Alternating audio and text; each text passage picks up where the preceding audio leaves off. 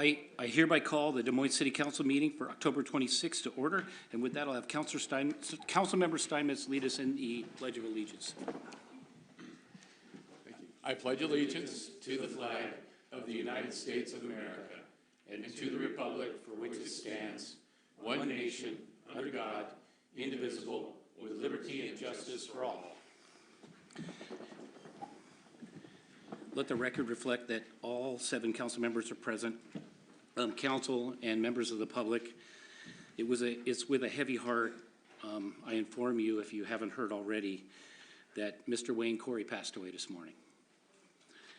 Somebody that contributed a great deal to this community, and while it's a small token, I would like to get a motion from the council, from the Hearts and Minds Fund, to contribute some flowers to the family or something of accordingly. So So I have a motion for Councilmember Nutting and a second from Councilmember Steinmetz. Is there any discussion before we take a vote? Seeing none, all those in favor, raise your right hand. Passes unanimously. Thank you. Now we will move into public comments. And we have Mr. Chuck Coleman as our first speaker. And you will have 3 minutes. Just really quick, just reminding those participants that any person making personal, impertinent, or slanderous remarks or become boisterous, threatening, or personally abusive while addressing the council will be removed from the meeting. You will have 3 minutes to speak. Mr. Coleman, you have the floor. Thank you. Good evening, Mayor, Deputy Mayor, City Council, City Manager, and staff. For the record, Chuck Coleman, Redondo Beach Drive South. I'm speaking to you tonight representing the approximately 200 members of the Redondo Community Association. On the agenda tonight, under new business, item number 1 is the Des Moines Marina Beach Park and Redondo parking replacement equipment request for approval. This project is supported by the members of the Redondo Community Association. We believe the installation of controlled paid parking will assist in deterring criminal activities in both the Marina District and Redondo District. The addition of paid parking will require additional enforcement by police of restricted and or no parking zones, as people always will try to avoid paying a nominal fee to use public amenities. The addition of paid parking and speed cameras in the Redondo District are valuable tools in making our community safe again. We encourage you to approve this project and request that installation begin in both locations as soon as possible. We also request that the city continue to keep our association informed on the Redondo installation schedule so that we can help the city manage expectations and keep our community safe. We also want to thank the city for helping our association informed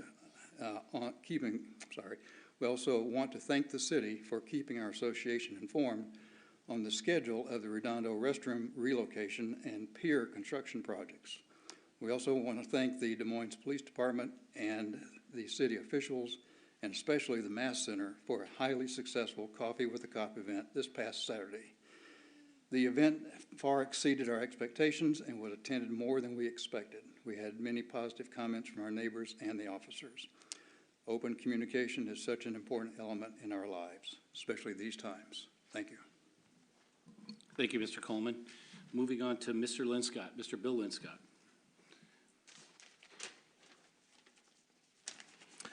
Thank you, and good evening, everybody. There's a lot of good things happening these days. Paid parking gates, just mentioned. The Marina Steps is out there as a project. That's great. The bond's doing well. Put money in your pocket. So there's a few things, though, that have debris floating around that does not compute with me. And I'm here as a resident with a perspective on this thing called public uproar over a Marina hotel. You know, the sequence goes August 2021, RFQ release, 3 responses come back. November 2021, council approves the selected developer. The city is on its way. It's all finalized, you're off and running. Sounds all good. Don't hear much till September 2022. The public's invited to a meeting expecting to hear more about Parcel A. Surprise is, it's not. Parcel A is, in fact, is identified as unachievable. Needs a bigger footprint, and the fuel tanks are in the way. But going forward, there's another scheme, and that is to put the hotel in the middle of the renovated parking area. The public's shocked and agitated by this rollout of the scheme, and this is where the bear gets poked. 60 days after that, The Marina Watch Group is formed. The mission, make sure the public's aware. Flyers out, signs out, banners up. Objective, they don't want to lose the public open space. Within 90 to 100 days, over 100 individual comments roll into the council. It's a bad idea. The public agitation is further aggravated by some of the messages sent out regarding the sleepy town and their unwillingness to accept change. And media posts like we could be a Caroline Point, and that's not our community. On May 4, the Marina Watch Group presents the council with 1,000 signatures of people that would like to see it preserved as part of the beach park. In the end, the city backs away at this time. The hotel is infrastructure and surrounding the marina area becomes their target. And there are some surprising comments at the end. A council member says a hotel could never have been built there. It's on fill dirt, and it would be unaffordable to mitigate that. The city manager says, hey, we've got covenants with the funding we got for the fishing pier. Those apply to the property today, a large part of it, and restrict development on the site. The city knew these things at the time they rolled out the September 27th plan, and I don't know why you would do that. Knowing those things in advance, why would you roll that plan out? Anyway, the good news is it causes us to focus on communications because communications were poor throughout this. We've had a lot of good work there. We've had a study session on the marina development. They're hiring communications consultants. We got the Community Advisory Board back in place. We have community service surveys out there. We have greater attendance at our city council meetings. And we have new neighborhood groups being established to engage with the city. So it's not all bad news, but that's the cycle. That's the reason you had an uproar out of the public. Thank you for the opportunity to comment. Thank you, Mr. Linscott. Moving on to Ms. Victoria Andrews. Thank you and good evening. As a member of the Citizens Advisory Committee for only another couple of months, I was eager to learn more about the city's finances, and I dove into the current and proposed budgets. What I was struck by first is the organization chart. I asked a number of smart friends who are engaged and knowledgeable in city politics if they knew who's at the top of the org chart. They all answered, the city manager. Wrong. You know who's at the top of the chart? We are. The citizens of Des Moines are at the top. And then the city council, and then the city manager. I'd like everyone here and anyone watching to remember that and to listen to us. Whether intentionally or as a result of the pandemic, I believe the council has gradually allowed the city manager to direct much more of the communication flow than is appropriate or advised. Council members are no longer allowed to communicate with staff if they have questions or concerns, nor are they supposed to communicate directly with citizens who write to them, though I know they do. Everything is supposed to funnel through the city manager. No wonder there is so much miscommunication and distrust, both on the dais and out here. Having just participated in Consor's focus group on communications, I was eager to see if a communications director position, for which you know I've been advocating since the beginning of the year, was going to be in the proposed budget. The council has repeatedly acknowledged the city needs to do a better job communicating with residents. Why else engage an expensive consulting firm to help them? But no, there's the new assistant city manager position starting at $202,000, by the way, and a possibly new 0.75 FTE community events and facilities rentals director. I searched for that salary range, but only found a senior event planner starting at $73,000 and an assistant position at $57,000. On July 5th, I was the only community member who showed up for coffee with the mayor. I asked him point blank if Consor's final recommendations included hiring a qualified, experienced communication director, would the city follow through on their recommendation? His answer was something to the effect that the city is paying Consor a lot of money and would be foolish not to follow the recommendations. So the proposed budget is just that, proposed. As one of the citizens sitting at the top of our org chart, I'm asking the council to direct the city manager, who reports to you, to ask staff to go back to the drawing board and reallocate some of those generous salary packages to include a capable and tech-savvy communications professional, perhaps from one of the female-owned companies who applied for the contract concert one. Or maybe the money could come from the $5,000 a month I understand is currently being paid to the ferry consultant. Just a thought. Thank you so much. Thank you, Ms. Andrews. Moving on to Ms. Barbara McMichael.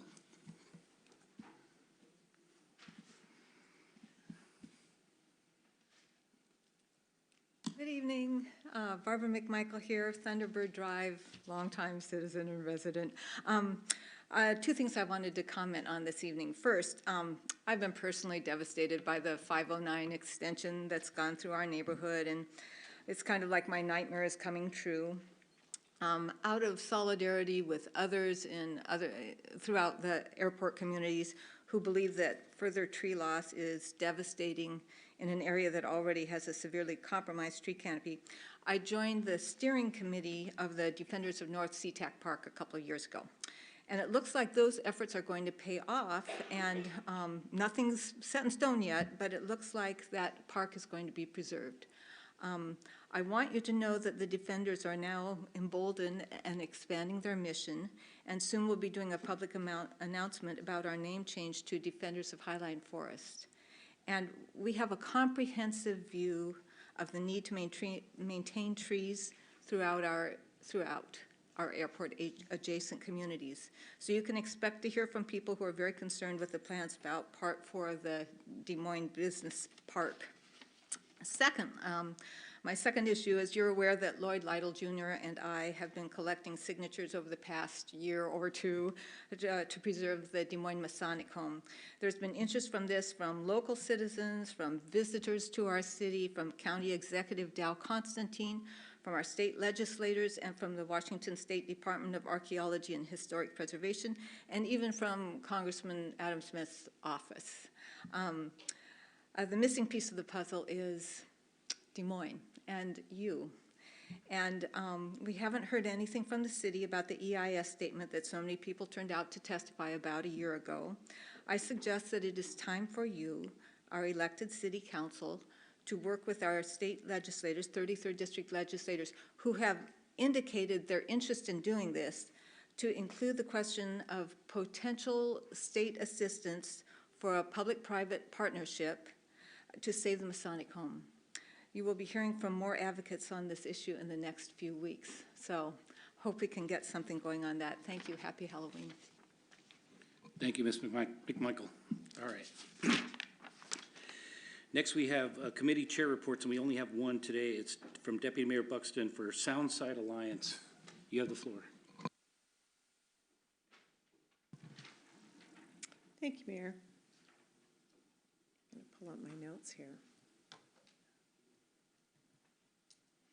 So I appreciate this opportunity. I'm the chair of the Soundside Alliance. It's a partnership of 5 cities that and includes the Port, the Highline College, and the Southside Chamber. And they were formed about a little over a decade ago under a different name. But the goal is to promote economic development, vitality in our localized region here. So our work plan this year for 223, our main goal was to strengthen and nurture a relationship with our organization called Greater Seattle Partners, and to strengthen and nurture the national and global reach that this organization has. So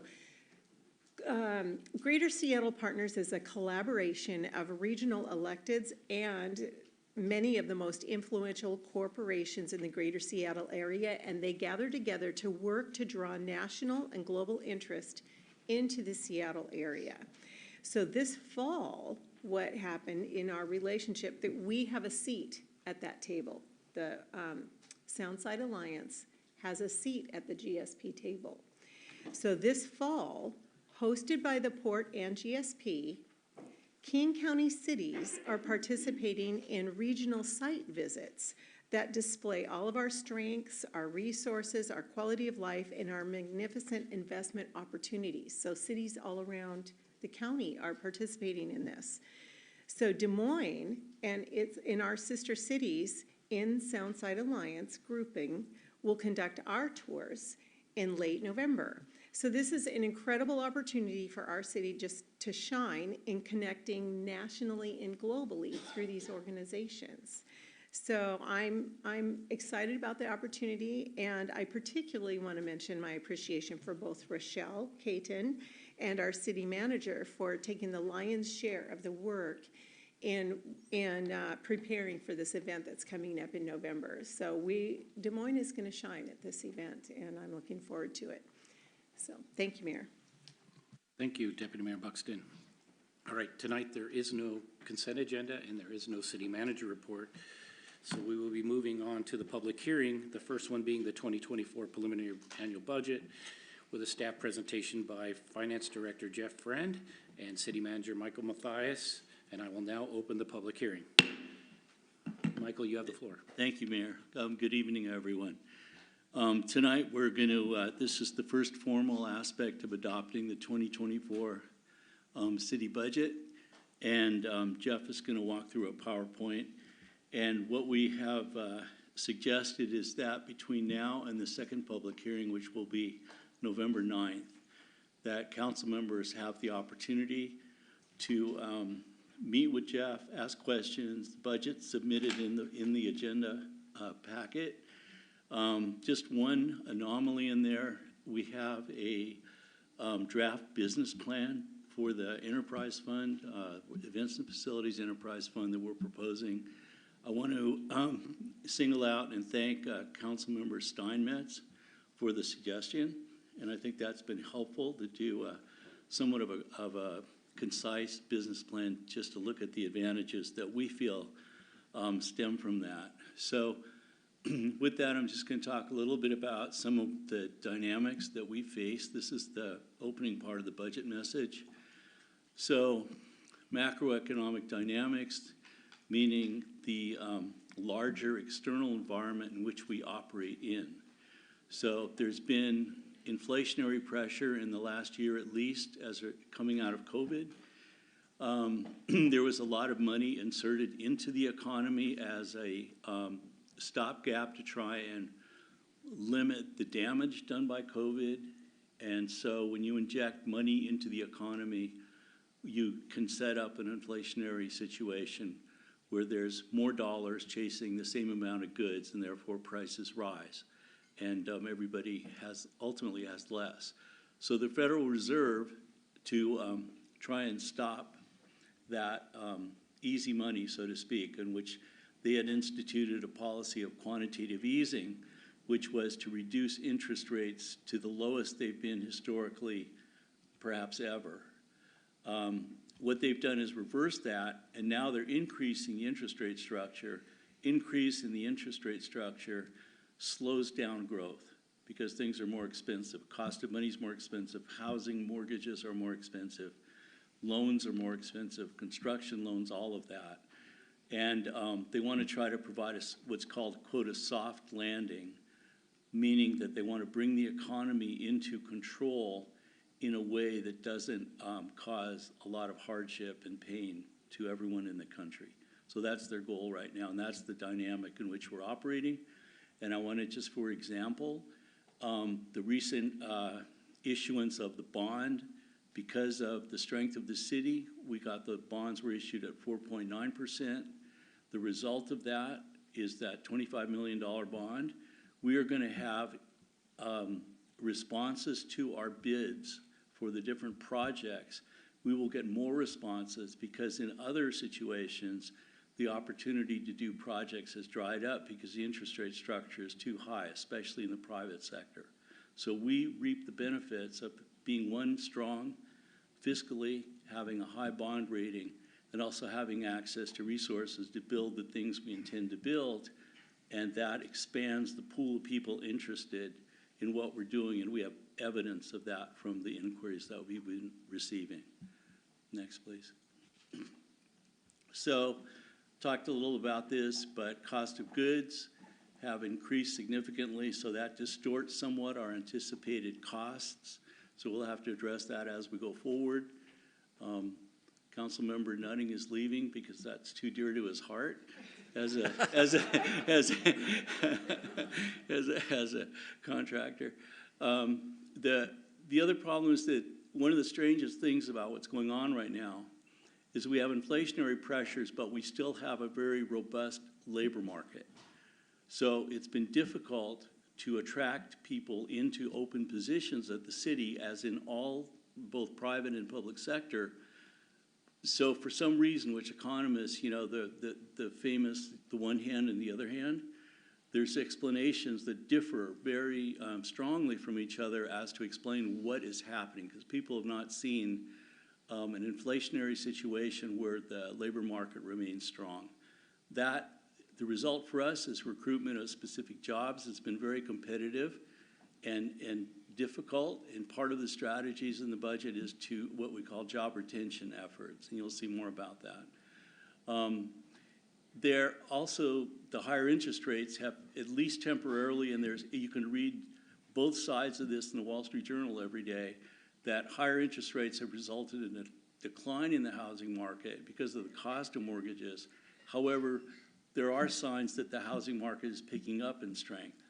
So there's some dichotomies here that are not clearly explained by classic economic explanations. However, the degree to which we don't have the transaction of property results in a decrease in the city's real estate excise tax, REIT, which is a significant source of funding for us. Next, please. So budget challenges, sustainability, aligning expenditures and revenue. We still operate under the lesson learned, 7 or 8 years ago as we were facing bankruptcy, that we had to align structural expenditures with structural revenue. There couldn't be the use of one-time money to fund structural ongoing programs. And you'll see that the American Rescue Plan, ARPA money, and Sound Transit funds are on timelines.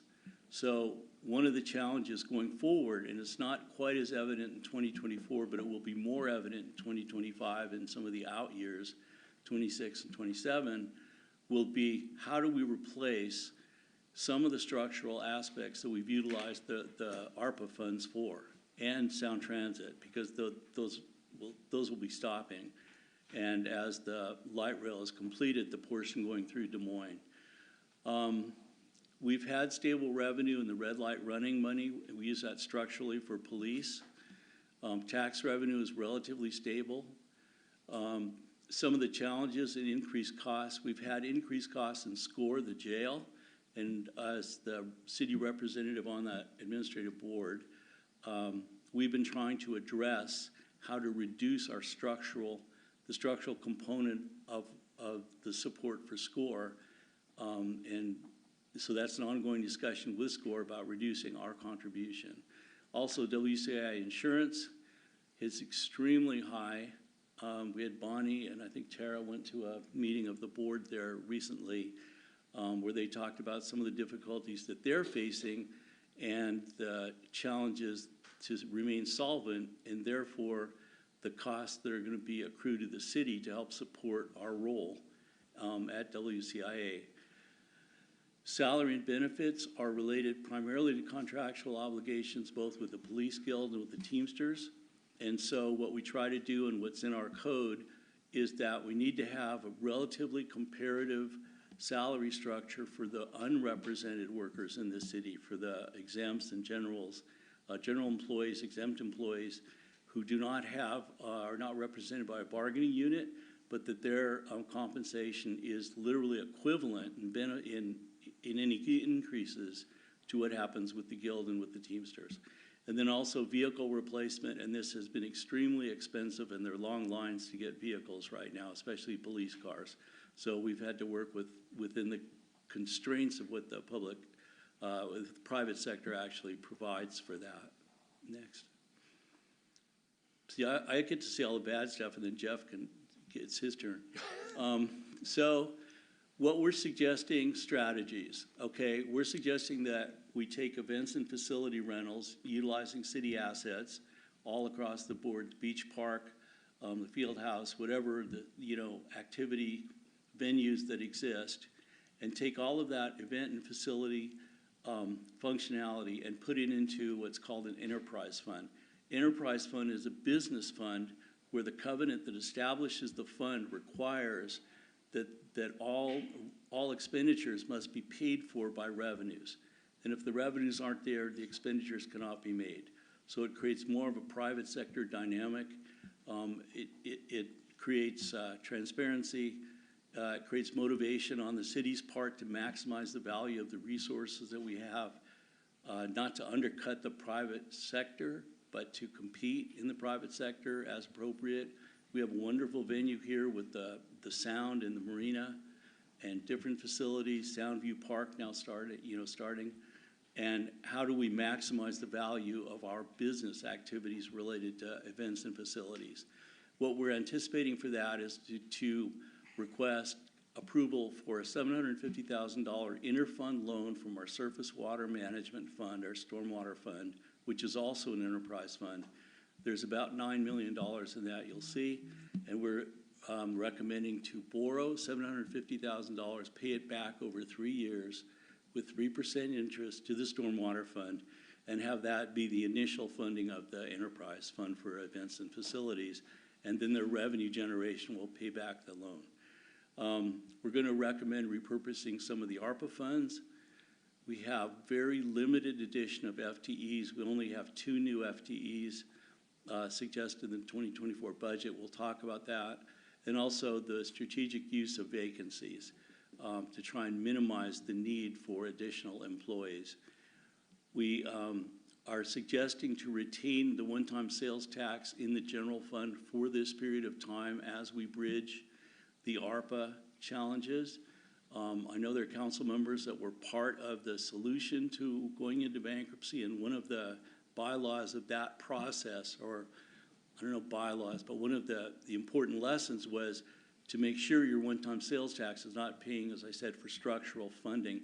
But in this instance, to retain the fund balance in the general fund, we're suggesting that we retain the one-time sales tax in the general fund and not put it into a special fund, typically where it's used for capital projects. Property tax, once again, 1% increase of the levy is what we're able to utilize legally every year. We're going to maximize that. We've done that in the past. We skipped a couple of years, but we're going back to that 1%. We're trying to reduce, as I said, the SCORE service charge, and then overall reduce supplies and services expenditures. So with that, I will, am I doing this? No. Okay. Okay. Well, the goal here is that everything that's green, stay green. And then Jeff will explain to you what this is. But I think the most important thing is to see that we're bound by a covenant, which Jeff will talk more about. Government Finance Officers Association, which is the National Association of Government Finance Officers, recommend a 16.67% safety in your fund, literally fund balance of that 16.67% of your general fund expenditures.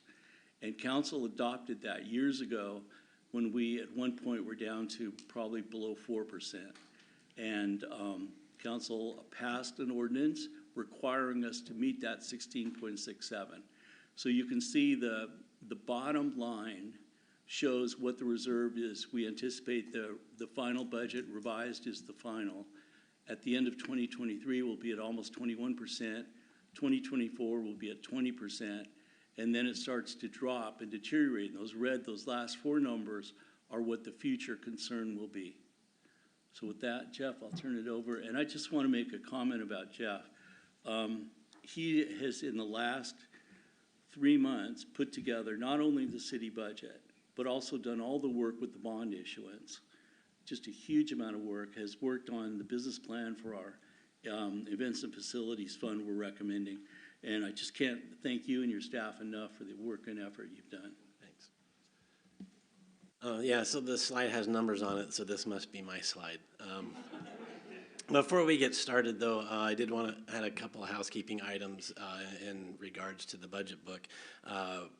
One, there's several schedules in there that are called a comprehensive summary, and there's a column for 2021 actuals, and the fund balance cells in those columns have an NA in them, and we're going to correct all that. So I just wanted to, if you notice that, we're going to fix that. And then secondly, this forecast is not the forecast that's in the budget book. This was updated today when we reviewed it again and made some corrections. So I just wanted to put that out there. If this looks new to you, it's because it's new to you. In this forecast, the first row is the beginning fund balance. And so the first column, you see the 2023 budget. The revised budget for 2023 is the next column. So that has the actual beginning fund balance in it, not really too many other adjustments. And then the 2024 preliminary budget is in the third column. So the 2024 budget operating revenues for the structural. So where it says operating revenues and operating expenditures, that's your structural revenues and costs. So for the 2024 budget, you can see it's 23.8 million. Operating expenditures is 25.4 million. So that net activity together, you see below, is that negative $1.6 million.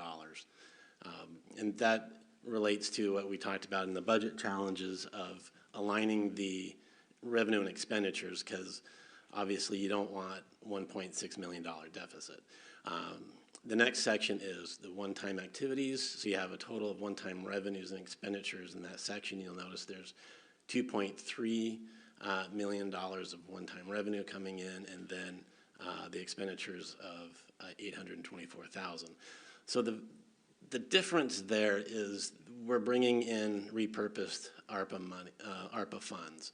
So those ARPA funds cover one-time expenditures and also some structural. Essentially, those funds will be supporting the general fund and help closing that gap. So the next row down, you'll see it says change in fund balance. So you can see the 2023 budget, which is this year, that gap is about $2.3 million. And you can't sustain that year after year after year. And so if you notice the 2024 budget, we got that down to just a little over $97,000. Ending fund balance is in that green row there for the 2024 budget. Should be over about 5.1 million, and as Michael said, that's 20.13%. So that's over the 16.67% that's in the code that's based on the Government Finance Officers Association recommendations. Speaking of the ARPA funds, these are the ARPA projects that had available money that we could divert to the general fund, totaling $1.2 million. So you see the passenger ferry service, emergency transitional housing, healthcare support. Those are programs that had not been started. So we considered it available if it had been unspent and there's no contracts attached to it, or if the program had finished. So like Body Cam's a program consultant, that money, that's leftover money from that program. So if we take all of those projects together, that's about a little over $1.2 million that we can divert into the general fund to help close the gap in the budget. Also in the budget, as we mentioned with labor costs, there's a cost of living adjustment. So for Teamsters and the Police Guild, they're at 4%. In their contracts, there's a range, so it's between 3% and 4%. And the percentage is based on the CPIU number, Consumer Price Index, as of June. That number was 4.6. But because the Teamsters and Police Guild max out at 4, they're at 4%. General and non-represented, they're at 3% because we felt that was fiscally prudent to have them at 3%, but still have some kind of parity with their coworkers. Jeff, let me just add one thing. So in 2023, the COLA was 8%, and that was competitive with other jurisdictions to retain our police force and our employees. However, in 2024, the agreement in those contracts was that it would not be less than 3 or more than 4. So even though it's more than 4, because of the way the agreement was structured, we're able to hold the line at 4%. And then for the Teamsters, they had a slightly different month that they used for CPI. And it came out to, I think it also came out to 4, right? So that, yeah, Teamsters, yeah. And then the generals were gonna go to 3%, non-represented. So it's all within this context of trying to anticipate the future, which is quite difficult to do. Thanks, Jeff. This shows the revenue structure for the general fund going back to 2020. So the upper section you can see is the taxes. So that's property tax. If you've heard me do a quarterly report, you're probably familiar with these. Property tax, retail sales tax, criminal justice sales tax, business and occupation tax, utility, leasehold, and gambling. And you can see the percentages on the right show what percentage of total revenue that those categories are attributed. So property tax is our number one funding source. We're going to request $5.639 million with that 1%. And the 1% that we talk about with property tax is 1% of the levy. So our assessed value is about, well, our levy last year was, or for 2023 is 5.5 million. So 1% is about 55,000. So you can add about that amount to our levy this year for the whole city. We expect retail sales to continue to grow, sales tax, criminal justice sales tax should grow about the same.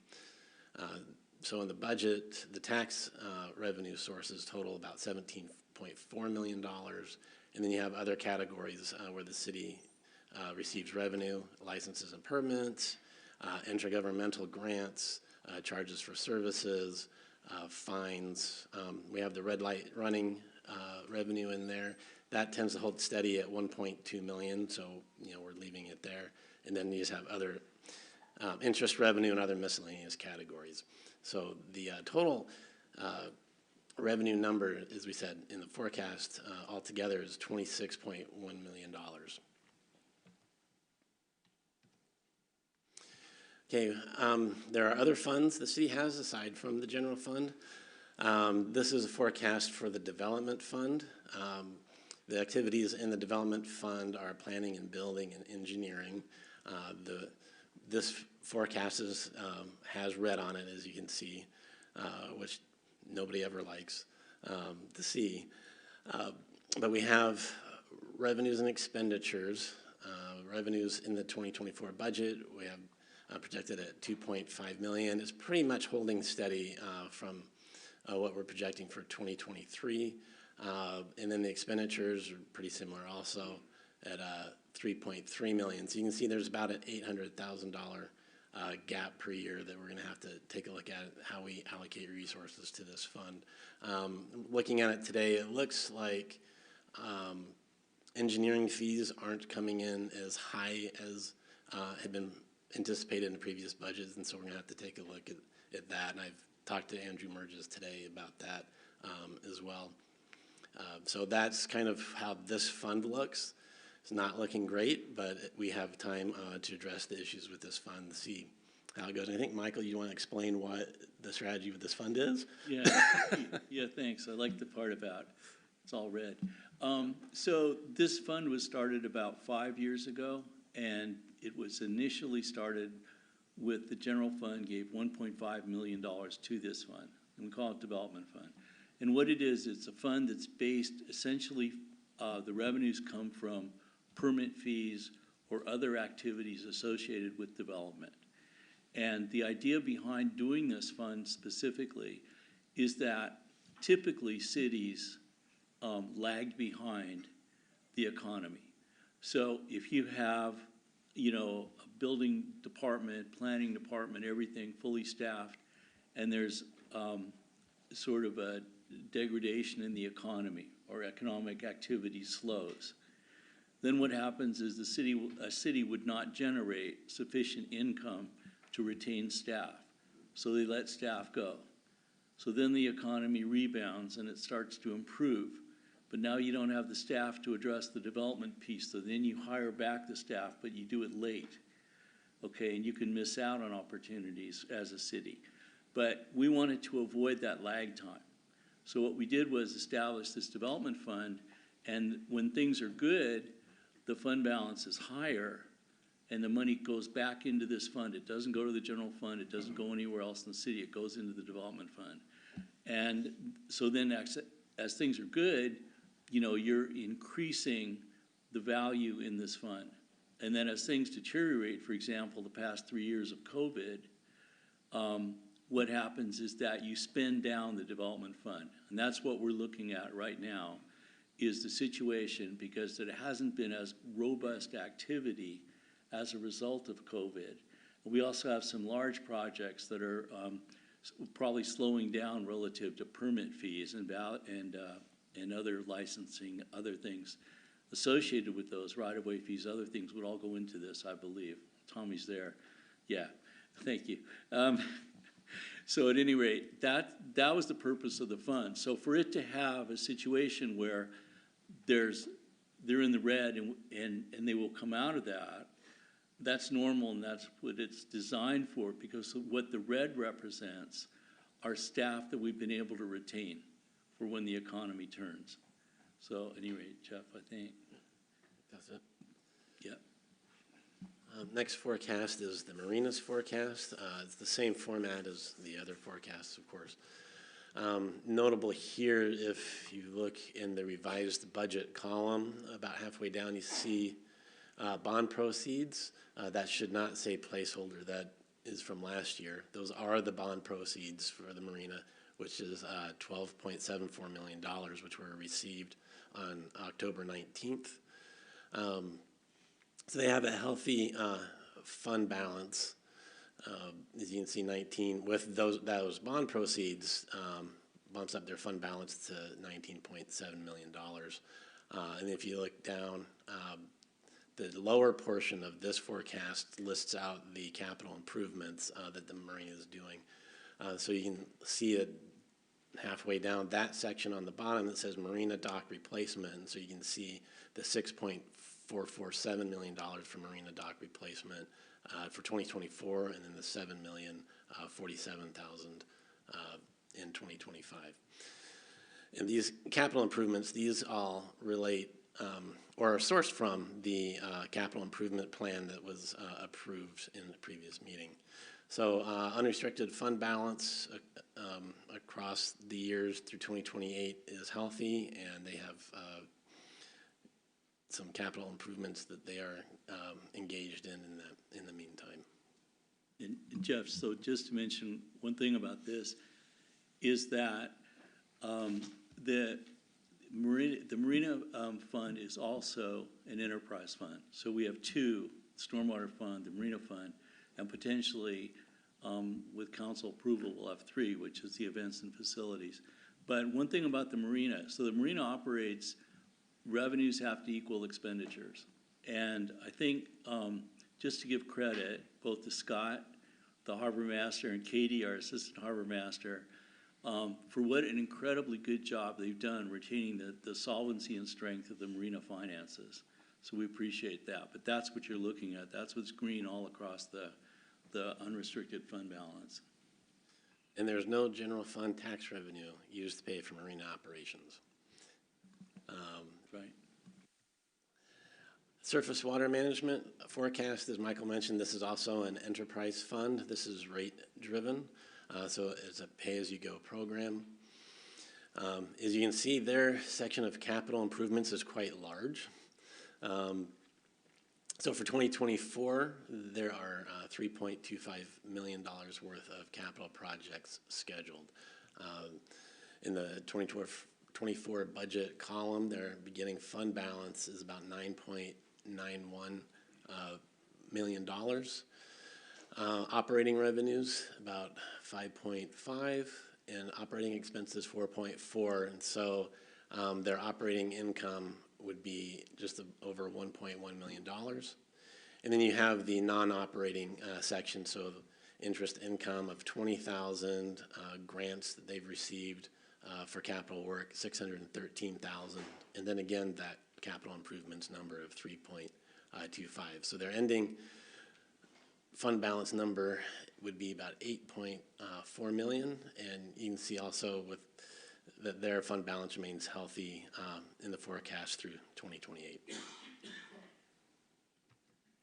Okay, next steps, November 9th, 2023, 2 weeks from tonight, there will be a public hearing. That public hearing will cover, well, I don't know if there are 3 separate public hearings or not, but 2024 preliminary annual budget, second reading and adoption. Another item is the 2024 general property tax levy and revenue sources, and then also the 2023 annual budget amendments. So that would be amendments to the current year budget. And then below is motion 1 tonight to pass this draft ordinance to the second reading. And that would conclude my presentation.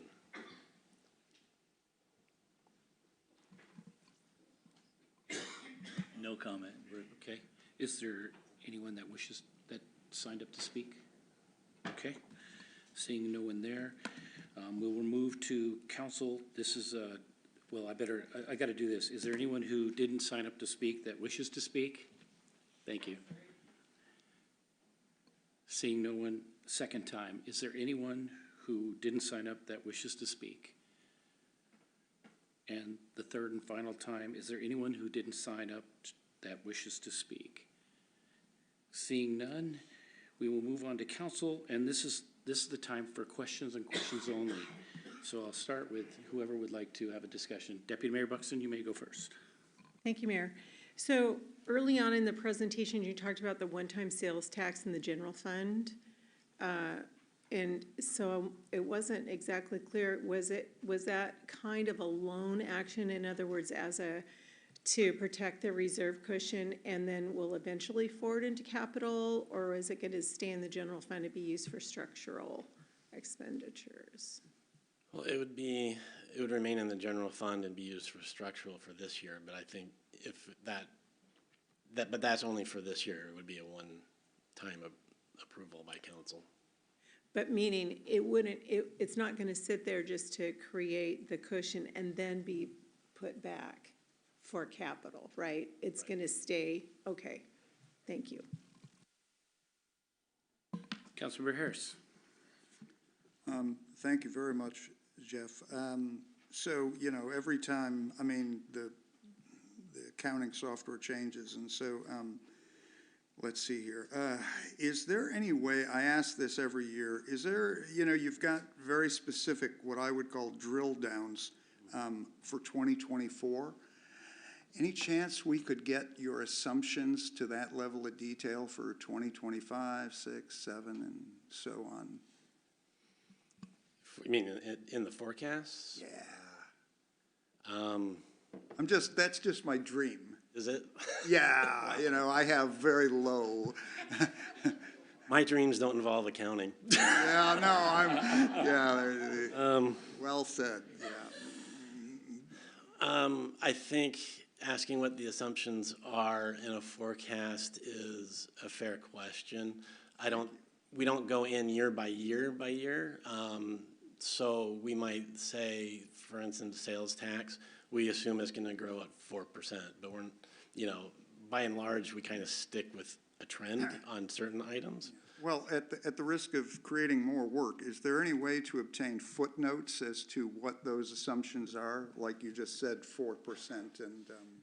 So let me, in 2024, when we do our estimates, there are certain assumptions we have with that.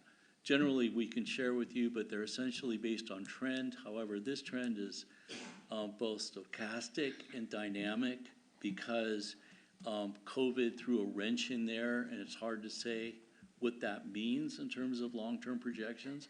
But we wouldn't be able to give you that for 2025 because 2024, the activity of the economy and the budget and everything in the context of 2024 will dictate what 2025 looks like. So this is our best guess from this period in time looking forward. Okay, so moving on, is the development fund, are any of those invested? In other words, do they garner interest income?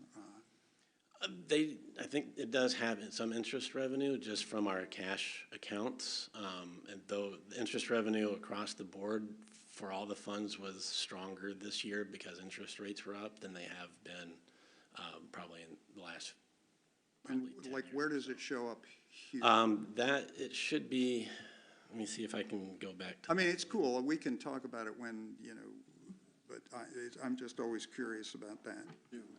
On this forecast, it would be under the revenues at the top, because the only thing at the bottom of this is the Sound Transit. So that would be included in revenues. Normally, it's categorized as miscellaneous revenue or non-operating. Okay, one last thing. So, I mean, I'm not, with the ARPA, so hypothetically, if you just took all that 1.2 and moved it into the general fund, I mean, I vaguely recall that there was this 600-page document where every use was subject to, you know, federal muster. And so this seems to me, you know, you see where I'm going with this? Yeah, I understand what you're saying, and this is when we're happy we're not Burien, because Burien received $10.1 million of ARPA funds, and they have to jump through all kinds of administrative hoops. And the reason is because if you're at $10 million or higher, then you have all these different categories that your funds have to fit into and justify those expenditures. If you're under $10 million, which we are at 9.1, it's all considered revenue loss, and there's a lot less oversight on that. So really for us, as long as we don't do things in the way it was explained by the federal government, prohibited items are like you can't use ARPA money to fund an anti-mask rally or go against the federal, you know, guidelines for COVID. But we have freedom to say, okay, we're gonna use it for these projects, and as long as it's not, you know, saying to disobey the CDC, we should be fine. So that gives us flexibility to say, well, we haven't used these funds, and now we can use them for another purpose. And so that's, in this case, we're using it as, I call it general fund support. We can just put it in there, and we should be okay. Got it. Thank you. I've got a quick question, particularly just in the development fund forecast. The cost of materials and interest rates are high, and that's what I assume you figured why you're conservative in your future years, right? Well, I don't know, did you want to answer this, Michael? Well, I think, so it's interesting point, because there's an intersection between what our, you know, the building department, our planning department, community development anticipate as projects that will come online versus what's the financial or economic value of that. And so what we're seeing is some level of delay in projects coming online because of the economic circumstances surrounding those. So you would see yourself, if, say, interest rates were to drop and the cost of materials to drop, and that spurs development, then you would reassess that number and we'd get a new look. And that is one of the most carefully reviewed numbers of all of these. Okay, thank you. Councilmember Oxiger. Yes, could you elaborate on the enterprise fund for events and rentals? So, Councilmember, there is a business plan in the agenda item. You know, so just so you're aware, there is a description of what's going on. I'm not quite sure elaborate meaning. Well, okay, when you say events, this last year, we took over the 4th of July fireworks, changed it to a drone program, stuff like that. Are we looking at taking over any other events that are proposed by, or that are currently provided by civic groups? So, Councilmember, the answer to that question is that I think we put in the business plan 30-day, 60-day, 90-day process. And of course, we haven't done the work of the enterprise fund until the council approves the concept, but we would review all of the programs that we're involved with, all the activities, all the venues, all of the events, And, and from that, you know, that would be the work plan for this fund. Okay, and is there going to be will there be opportunity for the civic groups that are currently doing some of those things to weigh in? You know, so Councilman, we're not interested in hostile takeovers here. So we would be more than glad. We anticipate working with civic groups for existing programs. If there are ways we can enhance them, ways we can help finance them, ways we can provide security, ways we can facilitate permitting. Those are all aspects of what we anticipate. Okay, and then another question with regard to the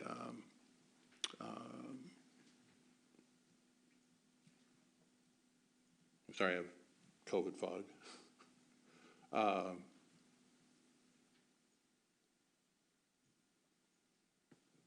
Let me come back.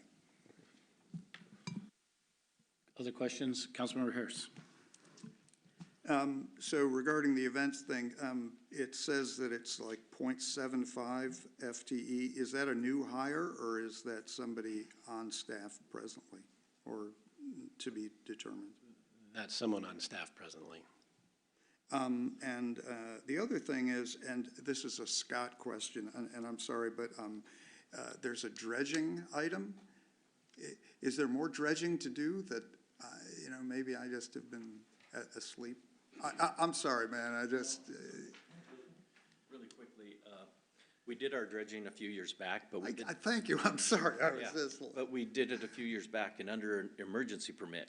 So we have to still do our mitigation for that dredging that we performed a couple years ago. Okay. So we're doing that right now, and that's what, it's still in there dredging. I should have put dredging / No, I was like, wait a minute, man, I thought that... That's what it is. Okay, thanks, man. That's it. Councilman Roxiger. Yes, thank you. Sorry for the delay there. Okay, we do have an ongoing consult going on with regard to communications. Where in the budget would any funding come to implement improvement of our communications system? So, Councilman, we'll answer that.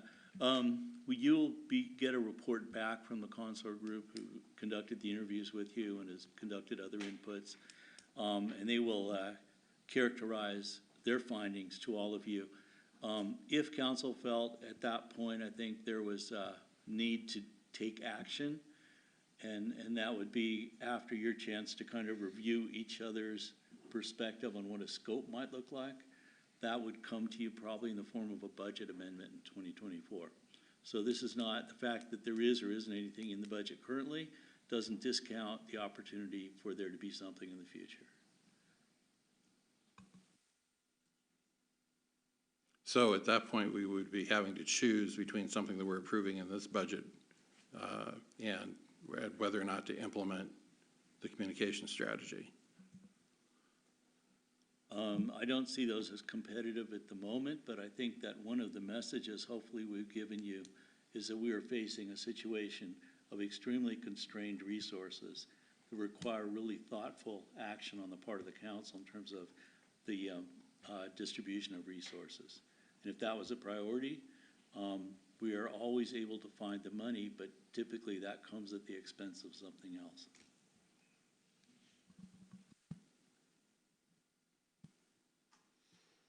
Okay.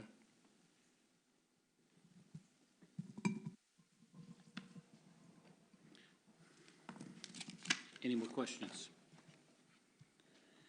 Seeing none, I will close the public hearing. Is there a motion? Councilmember Nutting. I move to pass draft ordinance number 23-051 to a second reading on November 9th, 2023 for further city council consideration and approval. Second. I have a second from Councilmember Pennington. Any discussion before I take a vote on the motion? Councilmember Nutting.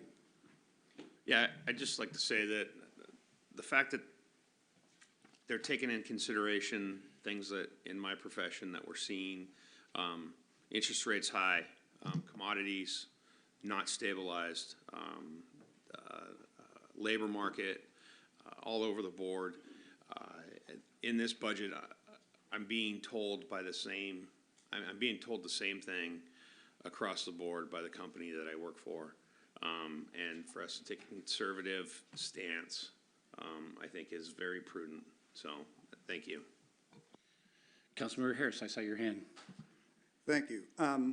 This is just, you know, my comment is that I am not at all sanguine about this. This is, you know, not about the technical presentation, but frankly, I am seeing one-time money being used for several years in a row now, and without any, and there will be every incentive to continue using one-time money without having numbers that drill down I mentioned into 25, 26, 27.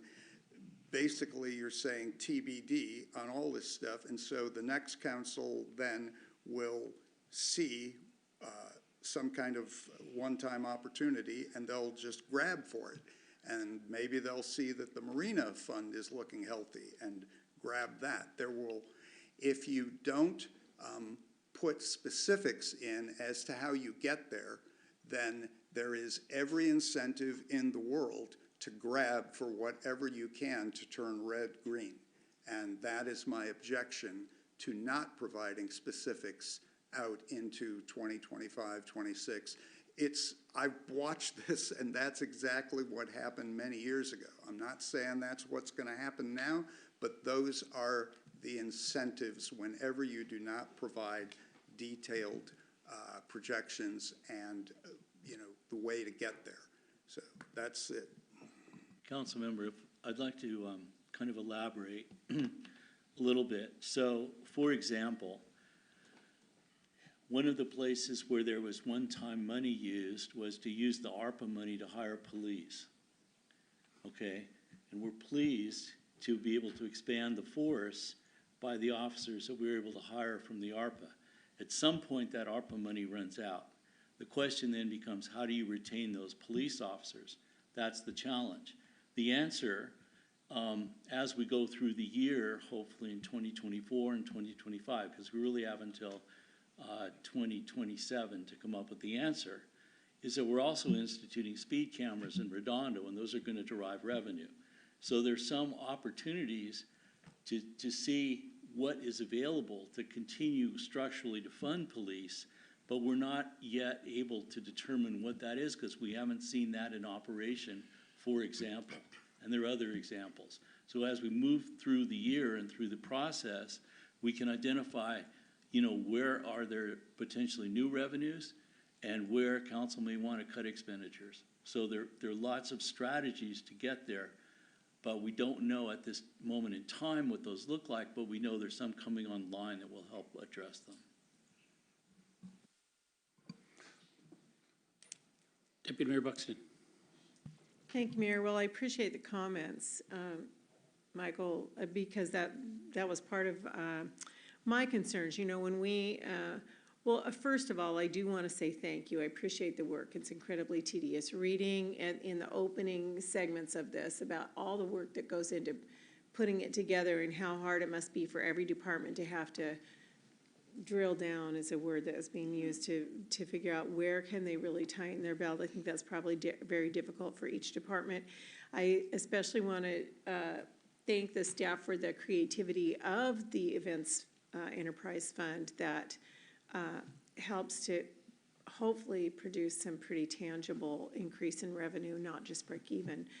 I will be having an appointment with the finance director, and I'll have some pretty more in the weeds type questions that will help me move forward and with some of this. But to the bridge there in regard to ARPA, I did make a promise when I was extremely reticent to give these positions over to one-time money, these two police officer positions we so desperately needed. But I I said, I don't want to have to face trying to find $500,000 in a handful of years, all of a sudden. And so it's been my advocacy every single year since then to say, I would at least like one of those positions to be sustainable and without one-time funding. And so I will have some questions about that, just moving forward in the next couple of weeks. And just even if I don't get it, at least you know that I've been thinking carefully about it, reading through this carefully with that in mind and asking about it. So looking forward to this. Honestly, this is a good city with a lot going on, and I think we're going to get through this. I think we're going to find ways to turn all that red into black. And so I'm not really too worried, but we've got a lot of people up here passionate about making it work, and a lot of people sitting out there passionate about making it work, and I'm very thankful for that on this staff and on this council. So, thank you. Did Councilman Pennington, I thought you raised your hand before, and then I'll go to you, Councilman Steinmetz. Okay, thank you, Mayor. You've heard me say this time and time again, as I sat in this seat when we were close to bankruptcy. And so I have some real reservations about using one-time monies for ongoing expenses. But I think there's a useful purpose for that on the occasion. And what's going to happen is we could sit here all night and debate that, but I think it's a good use of the funds now. But as the incumbent council members in this next election set up here, they're going to have to really pay attention to history and learn from that, because it would be easy just to grab those monies and move them around. And so the ongoing lesson, the ongoing remembrance of where we are today and what it took to get here. And what it took to get here is all those folks sitting in that back row went on furloughs. They went without pay for a while. We had to renegotiate contracts with labor groups. We had to renegotiate contracts with our community partners and other utilities and folks that we work with. There's a lot of work that went into that. And so as I look down the dais, for those of you that will be here in the future, you need to pass that lesson on. And you know, we're in a really good place. We're in a little bit of a scary place, but what you have to go back to is when you get to the 25, and I've done government budgets for a few decades, and you know, it's, you know what you know, and then you have some unknowns, and they will always be there, and it's an art form to come together with a budget, but it's also based in your staff's discipline, in how they spend those monies and how they project to the future and what's going to happen there. So my message is that for those of you that are up here in the future, don't forget how we got to this good place. And when you're going to have to make these decisions, when the expenditures are starting to surpass the revenues, then you're going to have to make some damn tough decisions. So, you know, I appreciate everybody's comments this evening. I believe this budget is a good budget. It is probably one of the best put together budgets with some thoughtfulness in the future. When they look at enterprise funds, they look at how they can shore this up and how they can continue to make this city sustainable and how it stays solvent. And that's not to say that it's all, you know, butterflies and rainbows, because it's not. It's a lot of work to get there and to sustain it. And so we're in a good spot. Let's not squander that spot by doing foolish things. But let's not also be scared to make decisions and to take some chances and have a little bit of faith. Thank you. Councilor Steinmetz. Yeah, for those who don't know my background, I ran my own business for approximately 20 years. And, you know, I can tell you I learned a lot doing that, because you make mistakes along the way and then you realize, oh, I shouldn't have done it that way. And most of it's financial.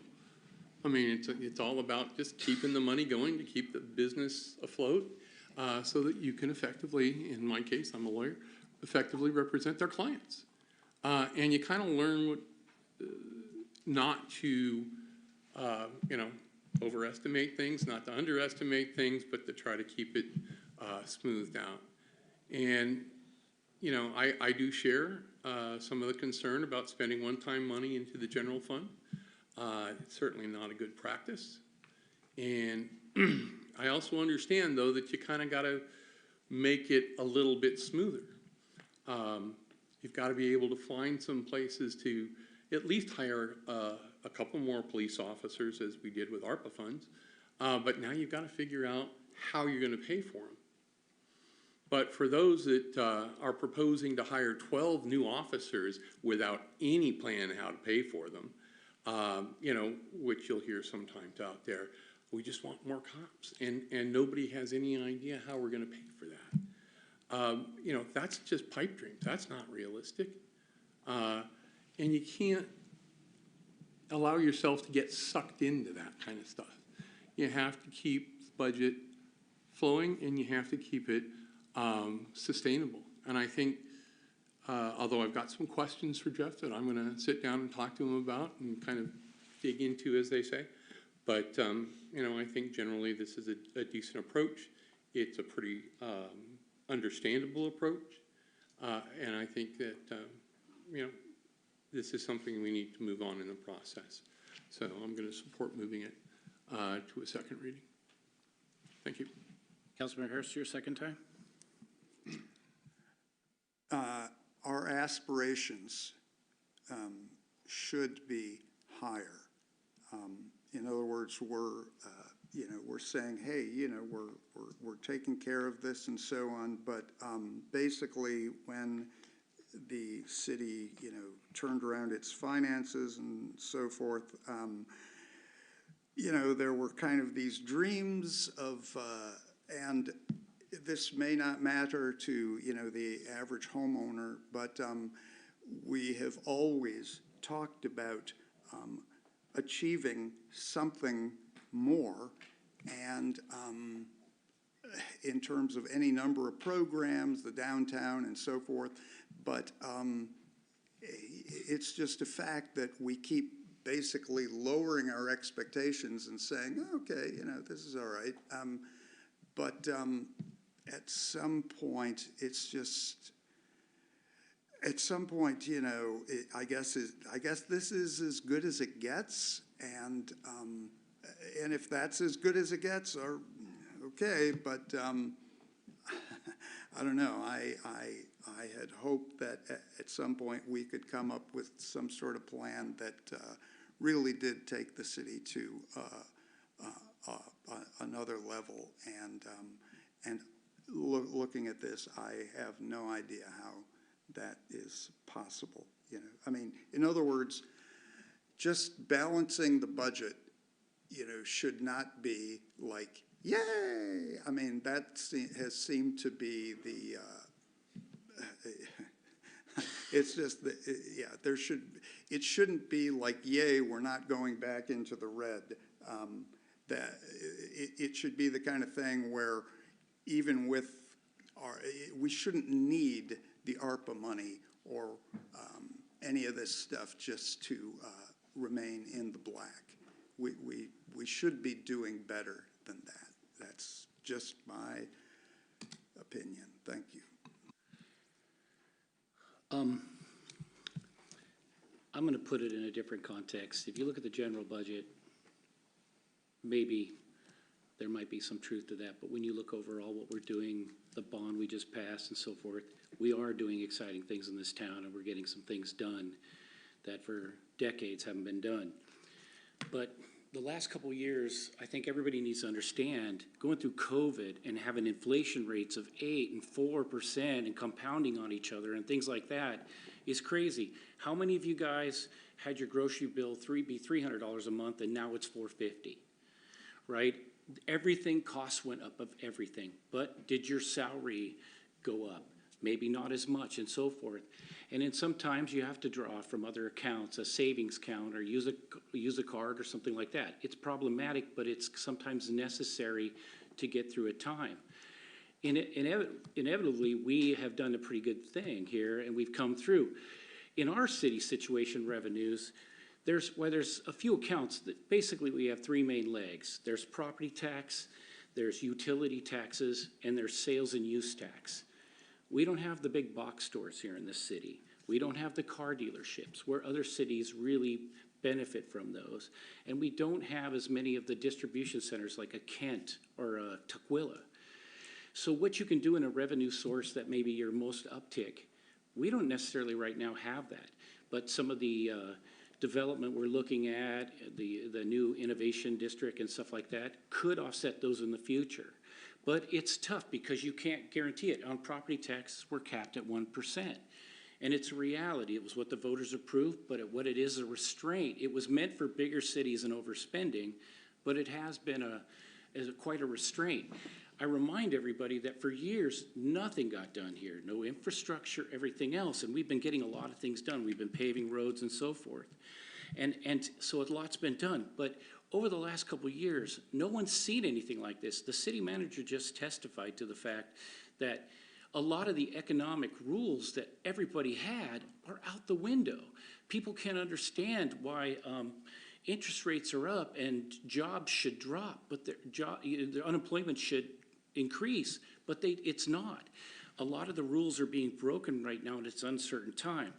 I think it was a thoughtful thing, a thoughtful budget. I thought that a couple of the things, I thought that the revenues were conservative and the costs were real at today's terms and taking into consideration the cost increases we have had in impact. So I'm pretty happy with where we are, especially considering where we've come from over the last several years. Michael, did you have any comments? You were indicating you might. No, just a couple of things. I probably shouldn't say this, but typically the way we do budgets, we have meet with all the directors, and then our theory is the ones that complain the least, we cut the most. No, just kidding. Just kidding. But I think what you're saying, I do lots of tours with elected officials, with investors, with community folks, with interested parties. And the one extraordinary thing about Des Moines, we've done and with this $25 million bond, we're looking at about $100 million of investment in our infrastructure. And when you look at our very modest public works department, half of our membership's here tonight, between Tommy. And so the thing is that we are doing projects for a city the size of 100,000 people. But we have the resources and revenue of a city of 32,000, and we have the capacity to hire staff for a city of 32,000. So the amount that's accomplished, and I would, the list of accomplishments for this city, based on council's support, based on financially being able to put the pieces together, based on attracting in over $40 million of external money that was discretionary. They could give it wherever they wanted. We got it. The Redondo Boardwalk, the bulkhead, Soundview Park, improvements to roadways, the Gateway Project on 216th, 24th leading to the airport, all of that. The improvements of Sound Transit, 509 right-of-way, all of those different things, the multimodal transportation options, the fact we did a pilot ferry service, all of those extraordinary achievements for a city this size, then I'm nothing but proud of our staff and of our council and of the fact that we have, knowing that our first responsibility is to safeguard public trust and public resources, and we have done that. and I'm proud of that. And I think I hear that same level of pride from our council, most of them, and I appreciate that. But that's the dynamic that we're dealing with and we're trying to build on and confront the challenges the mayor just articulated relative to COVID, economic recovery, uncertainty, and the future. Go ahead, Councilmember Oxiger. Thank you, Mayor. I'd just like to say that it has been made perfectly clear by the council and by the citizens that we're concerned about communications. And I'm really uncomfortable that we're putting this in a dynamic where we will come back and then we will weigh things that we've already said were important against whether or not we're going to proceed with and advance our communications effort. It means we got to go back and we got to choose between the two. It should be in this budget that we've got money set aside. We are going to do something about communication. And like I say, I'm very uncomfortable with the dynamic that we're going to have to be pitting one thing against another later on when it's already been put in the budget. The priority is clear, I think, on the part of both the council and the citizenry that communications is, should be at a higher elevation, and we should be, not putting us in a place where, okay, well, we just can't do it because we got to handle something else. It's something that needs to be done. Thank you. I will just say it's a budget, and budgets can be amended.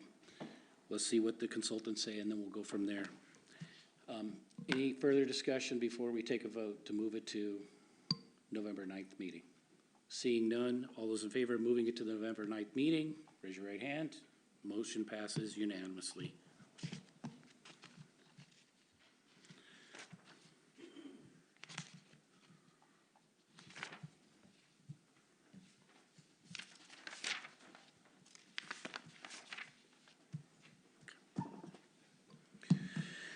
So item 2 in the public hearing will be SV 2023-01, street vacation of public road easement within the city of Des Moines, known as 18th Avenue South.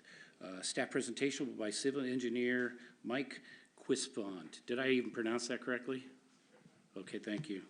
And Mayor, if council would be so kind as to not scare Mike, who's doing his first presentation. Just a second, Mike. I will now open the public hearing. There you go. You have the floor, sir. Good evening, Mayor. Good evening, City Council. Mike Quisfond, Civil Engineer 1, Public Works.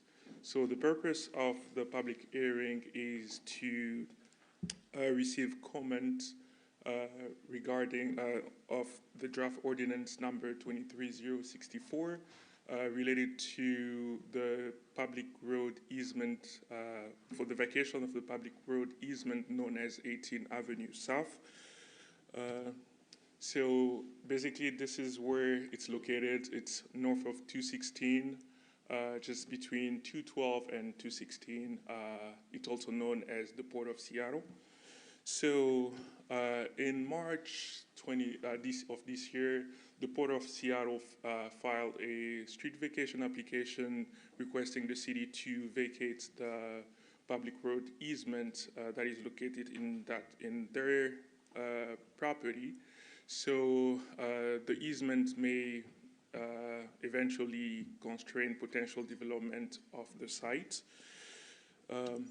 So just wanted to also run through the process that we usually take to vacate a right-of-way. So we usually go off of the Chapter 12 of the Municipal Code, and we also follow the RCW 3579. So usually the applicant filed the street vacation petition, and there is a non-refundable fee that we charge. And in that petition, there should be so the petition must be signed by the owners of 2/3 of the property abutting the streets to be vacated. And so once we have that, city staff notice, send a notice to all utilities, including police and fire and any other city department. And depending on the area, utilities may request a easement, and we also get comment from different department. Then we bring it up to our public works director, who either approve or denies the vacation petition. And if it get approved, then a public hearing date is set within 60 days of the resolution. And the way we usually look at any right-of-way is we have different classification that we have. We have class A, B, and C. A, it's usually any street or alley that basically for which public funds were expended to improve the road. And for class C, for example, there is no public funds that were expended in acquisition of the road or any improvement that were done. And also, the road never been improved for transportation purposes, therefore it's a class C. And also, on the Des Moines Municipal Code in Chapter 12, it states that a class C street vacation requires no compensation. And once we receive the petition, we reach out to all the utilities. So Midway Sewer District requested a 10-foot easement for their existing utility in that area. And we also reach out to all the utilities listed there, and most of them yielded no objection vacating the public road easement. And so we review the application. So the application meets the statutory requirement of RCW 3579. And the vacated area is only bordered by the Port of Seattle. Therefore, no other owner's approval was required, since usually it's required 2/3 actually. And then the public road easements are not needed for future city infrastructure improvement. And also, there were no objection from utility purveyors or any other city department. And also, the public road easement do not contain a native growth protection easement. So I have a motion on the table for your consideration, and that concludes my presentation. Thank you. Was anybody signed up to speak? Nobody has signed up to speak? All right, let's go through the process. Is there anyone who didn't sign up to speak that wishes to speak? Second time. Is there anyone who didn't sign up to speak that wishes to speak? Third and final time. Is there anyone who didn't sign up to speak that wishes to speak?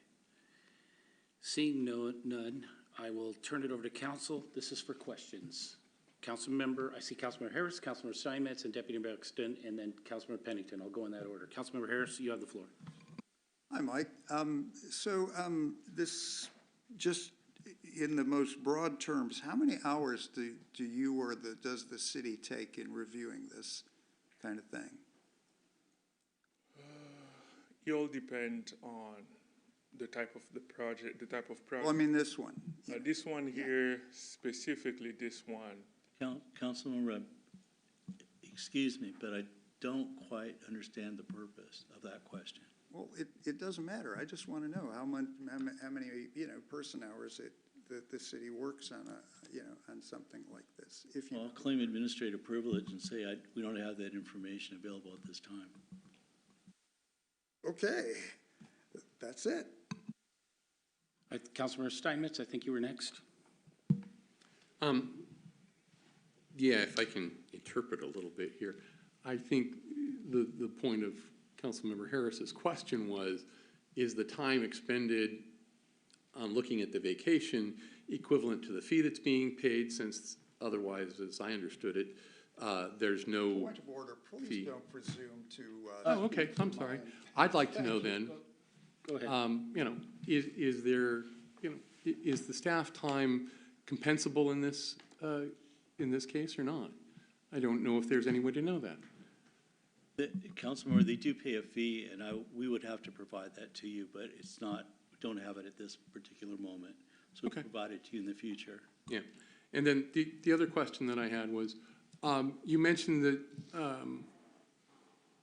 the reason or rationale for asking for the vacation of the easement is because it might interfere with development. Do we have any idea what the proposed development for that area is? So currently, there is we are reviewing a permits for, I think, an industrial building, if I'm not mistaken, that will be going on down there. So that's the reason why they asked the city to vacate that easement. Looks like it was part of they saw it on the title, and they wanted the city to vacate that. That area is the area Des Moines Creek Business Park West, just west of the current business park.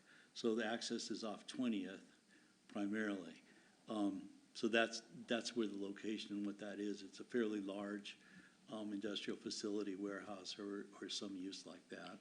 Approximately, I think between 200 and 300,000 square feet is what they're looking at. Thank you. Sure. Deputy Mayor Buxton. Oh, I'm sorry. City Attorney George. I'm just trying to answer that question about the fee. I pulled up the fee schedule here on our website, and it looks like it's $5,610. Yeah, that's correct. So $5,600 would cover quite a bit of staff time. Deputy Mayor Buxton. Thank you, Mayor. So just a little bit of clarity, you said this is a road easement that used to be neighborhoods up there, so this was an easement, but that had never been paved over ever in the neighborhood even. So the road that is in there that used to be paved over, I think, or still is, that doesn't need to be vacated, just this one section? There won't be any other need to vacate another section and another section? Exactly, that's correct. Okay. And then just in your answer, this is, I think, more for the access for this development is gonna be off 20th, not off 216th? Or is it gonna be off, just curious now? So, I'll pull up something real quick here. Yes. Yeah, so there will be basically two access. One access will be on 20th Avenue, and another access will be on 216. Okay. And the access on 20th Avenue will be mainly for trucks. So no truck will be allowed to enter through 216. Okay, and then I do have one comment. Comments? Excuse me, yeah, absolutely, thank you. Yeah, it'll be later. Councilmember Pennington. Thank you, Mayor. Is this area that's going to be vacated, the old road bed, is that going to be built on, or is that adjacent to the area that's going to be developed?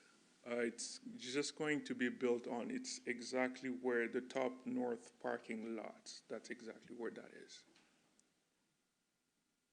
Okay, so I'm not clear. I don't know that answered my question, but the 18th Avenue road bed that is currently used as a part of the Barnes Creek Trail, I think, to access the Des Moines Creek Trail, is that access going to go away, the connectivity between the Barnes Creek Trail and Des Moines Creek Trail? No, it will not. Oh, Yeah, as part of this redevelopment of the site, they will be constructing the trail, as you can see through there. Okay, all right, perfect, thanks. I see Councilmember Harrison and Deputy Mayor Buxton. Go ahead, sir. So as part of your work, I know that all the other special purpose districts have signed off, but do you do any kind of search for, just grid maps, just to, what kind of things might one run into, 20 feet down, or is that just, do the other utilities take responsibility for, anything underneath. Does that make sense, what I'm asking? I do understand your question. I'm just, in other words, as part of the process, do you check to make sure that there are any existing underground, pipes and We would, wires and? yeah, we would rely on the utilities to provide that information. Okay, thanks. Deputy Mayor Buxton, your second time. Thank you. So in regard to the Barnes Creek Trail segment, a couple of things about that improvement. Will that be paved, landscaped, lighted, and who will pay for all of that, including the construction of that and the maintenance of it? So it will be paved, it will be, I think, it's just going to meet our standard for sure. It will be fully paved from 216 all the way to the end of their property line. And I do believe that the city will be maintaining that. Yes, so that was under an agreement between the city and the port years ago, and I can't remember the exact language for maintenance of the trail. I believe we would maintain it under an easement, is my recollection of The question was about construction, though? It was both construction, and then who would pay for construction, and then who would pay for maintenance after it was landscaped and lighted? Yeah, the construction would be the responsibility of the developer. Okay. Thank you. Any other questions? I will now close the public hearing. And is there a motion? Deputy Mayor Buxton. I move to enact draft ordinance number 23-064, approving the vacation of public road easements known as 18th Avenue South, located within the city of Des Moines and more specifically identified and legally described in draft ordinance number 23-064. Councilmember Nutting. Second. Seconded by Councilmember Nutting. Any discussion before we take a vote? Deputy Mayor Buxton. I'm happy to approve this. I feel like facilitating this development is a major improvement along that corridor area. And especially with I'm particularly happy with the trail extension and improvement, as it's like this development is providing us with a huge park. And that's amazing. We're not having to purchase or develop or light or landscape, create a park. And that is a huge footprint, as you saw on that map. Very happy about that and happy to have that new space in our city. Thank you. Councilmember Harris. So the way to think about it, if you're a bird, is that strip, essentially the north end, the city of SeaTac had the same kind of opportunities, and they are expanding the Des Moines Creek Trail to provide more trees and critters and all of that stuff. And we took our end of it and are expanding the Des Moines Creek Business Park. And I respectfully would say that expansion of the Des Moines Creek Business Park is not tree canopy and critters and parkland. It is, in fact, expansion of an industrial park. And I sure hope, because basically all we can do is pray, is I hope that Dave McFadden, if you're sending you vibes, to do a better job of tree planting and restoration than has happened in the first three phases. Thank you. City Manager Mathias.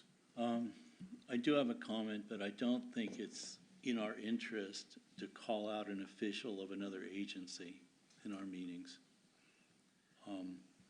The development of this portion of the business park to the west is essentially what allowed the city council previously to pass the moratorium and change and do the rezone across the street south of 216th for multiple uses of benefit to the city, including workforce housing, small business incubator zone, other protection of 24th Avenue retained for residential development only. And so this is an important piece, as well as providing connectivity to the trail, which then goes to the interurban trail, which then goes to Burke-Gilman Trail, which then has a regional network. And I would also add, from my understanding, City of SeaTac has not yet approved that park moving forward. They're still in the process of design planning and working with the Washita right-of-way. Thank you, Mayor. I'm going to make a comment. It's not fair to compare SeaTac with Des Moines. They get the parking taxes, they get the hotel taxes, they get the rental car taxes and stuff like that, and they have great revenue sources and jobs available. Our task under the growth management is to add jobs, and this adds jobs putting a warehouse there. But in addition, right now, accessing the Barnes Creek Trail, quite frankly, is one that requires a lot of police response down there. It's unsafe. We've had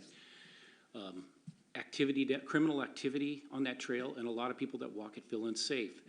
This trail that'll be added in this by making this action is going to be lighted, it's going to be visible, it's going to get replanted, and eventually that canopy will grow up. But it's going to ensure the safety and the pleasant experience that our residents want when they walk the trails. Right, what we have today is unacceptable. It's what we're going to do in the future, where we mutually benefit. We add jobs, we put a facility in, and we get the trail connection that we're striving to have all the way through a good portion of our town, and then up to 40th to the Highline College and the light rail station. This is part of the vision we had to have those paths that connect the community in these manners. So it's a good trade-off, and I'm going to support it. Deputy Mayor Buxton, your second time. Just another tidbit about the trail, not to belabor it too long, but this was a favorite subject of our legislators when I went down there this last spring, talking about some of the funding that we were asking for. They lit up. This is a huge plus to be able to participate in helping to complete this trail through our city. It connects not just one light rail station, but actually two light rail stations, creates this walkability through our town. This kind of mobility, this walkability thing is huge. So it really does also improve our potential ability to interest more investment in the completion of the trail through town. So thank you, Mayor. Any more comments before we take a vote? Seeing none, all those in favor of the motion, raise your right hand. And the motion passes unanimously. Thank you. All right. Moving on to new business. The Des Moines Marina Beach Park and Redondo parking replacement equipment. The staff presentation will be by Harbor Master Scott Wilkins, and I promise we'll keep the questions to less than an hour. Y'all know how I love this. Thank you, City Manager Mathias, Mayor, Deputy Mayor, and Council. Scott Wilkins, Harbor Master at the Marina. First, I'd like to thank Mr. Coleman and Mr. Emery. They both came to my office this week and visited me. They had some great questions about parking and some concerns, and I just appreciate their interest, and I appreciate the support tonight, so thank you. But Council, we've been doing parking at the Marina since about 2017, and over that time, our staff has become pretty good at being parking techs. We learned what works, what doesn't work, what the needs are and what the needs are not. We also feel we've learned what the community wants. You know, they want machines that consistently function properly, and they want ease of operation. And we feel a lot of that is going to be taken over with the way to pay now. We have Apple Pay, we have Swipe, we have Tap, we have QR code readings, and all these different options that are going to allow everybody to make it ease when they're exiting. So we're really looking forward to that type of stuff. We're here for one reason, really. Currently, our current system has no more parts available, has no local service or support. I have to give kudos to our IT department, Dale and Chris, and our staff that kept what we do have running for so long. So we reached out to multiple vendors. We had 4 responses. Out of those 4, 3 actually came to our marina multiple times, walked the sites, looked at our infrastructure, looked at our present machinery. Did the same down at Redondo, looked at everything we have there and what the needs are gonna be down there because they're totally different than the marina. And after that, they provided us with proposals. We took all those proposals and put them into our little marina criteria that you all saw in your agenda item, and put them in there. And then after that, it was our turn. It was our turn to do our due diligence. So we physically went out and looked at parking equipment from these vendors at different locations. We talked with techs from those locations, maintenance people from the hotels and some other things like that and everything else. And then we took it one step farther after we gathered all that information. We went to their physical locations. We wanted to see their offices of these parking vendors. We wanted to see their service staff. We wanted to see their parts warehouses, and we wanted to talk to their techs. So we wanted to make sure what we were doing, we were gonna do it right this time. So we really tried hard. So, we'll be working with Andrew as we move forward down at Redondo, trying to collaborate together with the construction of the restroom. They're gonna be tearing up the parking lot, so hopefully we can work together so we can put in some pathways for some of the equipment that's needed down there. And all this equipment now is cloud-based, which is way above me, sorry.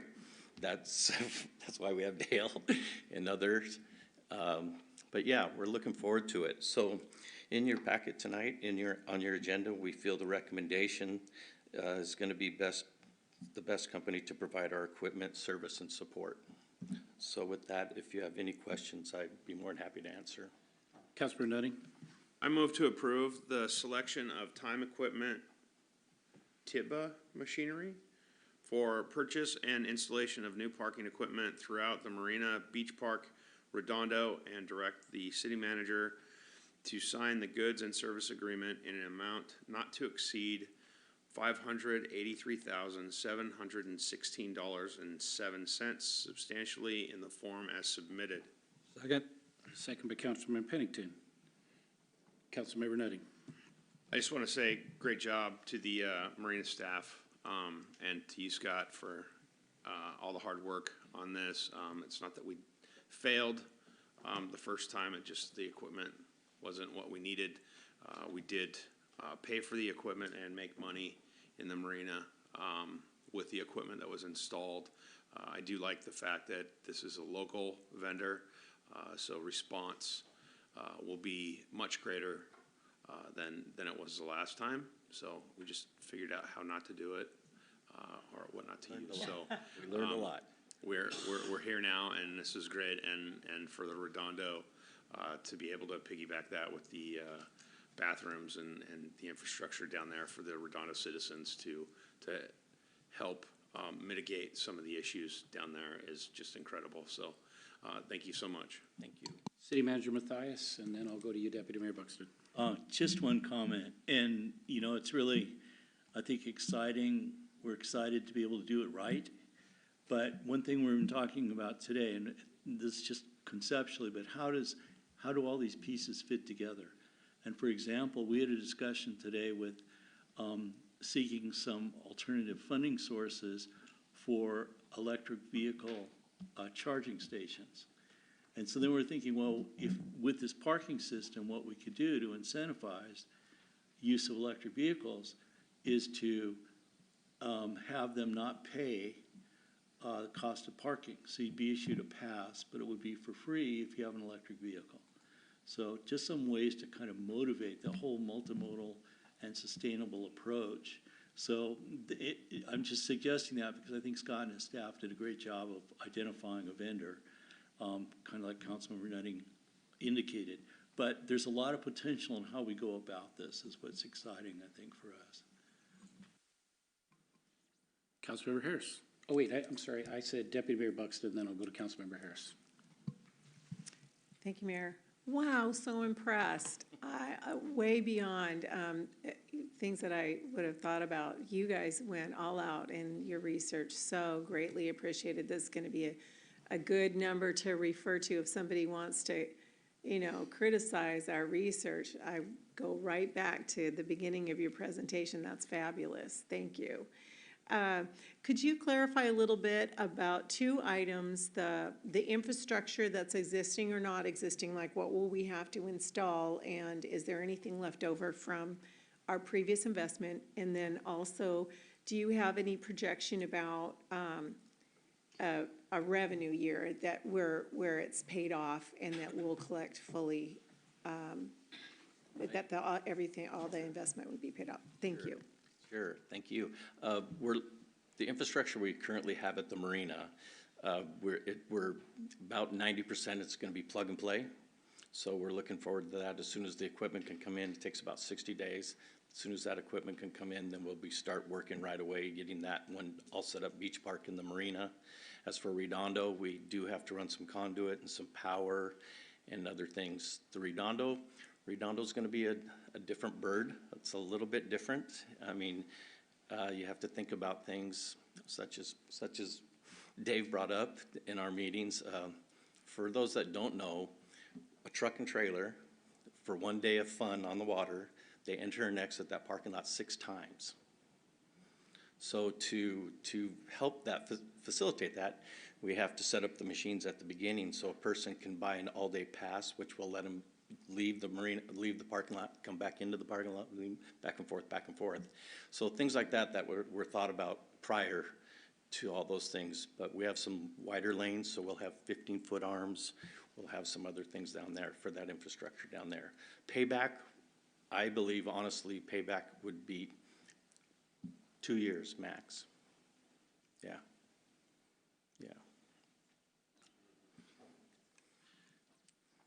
I can give you a number really quickly. Oh, excuse me. I can give you a number really quickly. The Redondo revenue and the marina revenue over the last approximately 4 years is 1.2. And Councilmember, so this is being paid for out of the bond, and the marina will be making a bond repayment and using some of these funds for that purpose, for the marina portion of it. And then, like Scott said, we'd anticipate that it would be 2-3 year payback period. Yeah. Councilmember Harris. Thank you, Scott. You mentioned that it was, one of the challenges was parts. Not to put too fine a point on it, but, the gizmos were, this is 6 years? So, to what surety do the residents of Des Moines have that this thing, what is the life cycle of this thing?